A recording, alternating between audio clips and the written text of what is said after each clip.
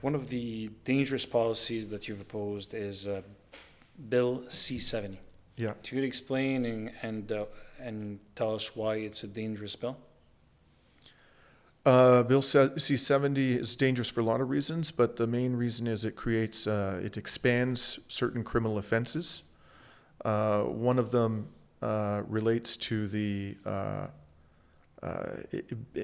it's a provision under the Security Intelligence Act, which potentially exposes people to life imprisonment if they engage in certain types of behaviors which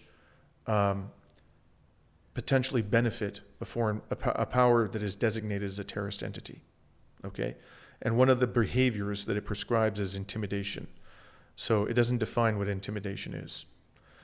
So let's look at the example of protests that have taken place on university campuses during the past year. There are a lot of Zionist students on the campuses of these universities who say that Palestinian solidarity protests make them feel unsafe, that they're intimidated by them. Okay, why? Because people are wearing keffiyehs, they're waving Palestinian flags, maybe they say the word intifada, which simply means shaking off. Now, if you accept their reaction as being legitimate, then the people who are protesting there, and one could make the case that they are benefiting organizations like Hamas, even if they aren't openly supporting Hamas and praising Hamas. One could make the case that they are benefiting Hamas indirectly. And by the way, they don't have to do this intentionally, even if it's just an unintentional effect of their behavior.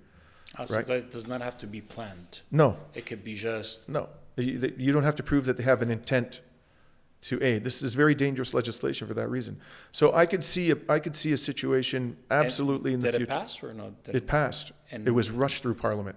What does this rush mean? Well, it normally has to go through 3 readings, and then it has to be reviewed by the Senate, and this takes months, and there's debate. Okay?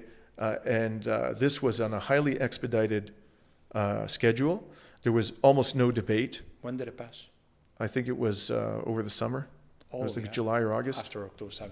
Yeah. And how many, do we know who voted for it or who voted I don't against? think anybody voted against this damn thing. Oh, wow. Okay.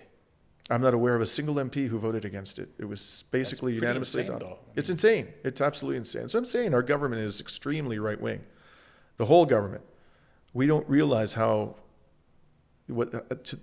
I don't think Canadians understand the extent to which there are fascist tendencies within our government and that we're heading in the direction of fascism. And this legislation is one indication of that. The idea that people could even be at risk, even if it's unlikely, even if there's just a 10% chance of having to face life imprisonment because they go on a university campus with a keffiyeh and they're waving a Palestinian flag and they're saying Israel is a genocidal state and it has to be subjected to sanctions. That could happen under this legislation. Why wasn't there any uproar regarding this? I mean, there was. There was not in the mainstream. Mm-hmm. The corporate media loves this legislation.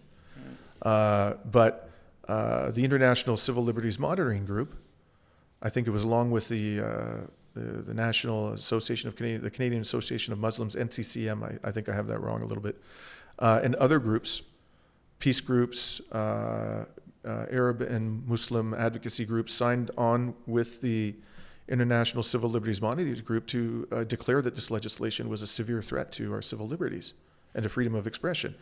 And their warnings were basically ignored, including by the so-called left.